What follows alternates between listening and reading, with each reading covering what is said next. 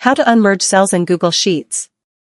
Unmerging cells requires you to follow the same steps that you had done to merge cells before, with only the final option changing. Here's how to unmerge cells. Unmerge cells in Google Sheets on the web. 1. Drag the cursor to select the cells that were previously merged. This doesn't work with cells that haven't been merged before. 2. Go to Format, then Merge Cells. 3. Click Unmerge.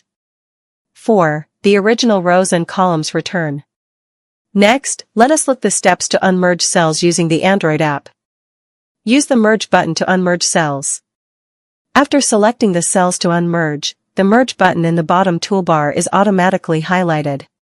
Warning: unmerging a cell keeps the text currently in it but doesn't bring back the data that was there before you merged the cells into one. Thanks for watching.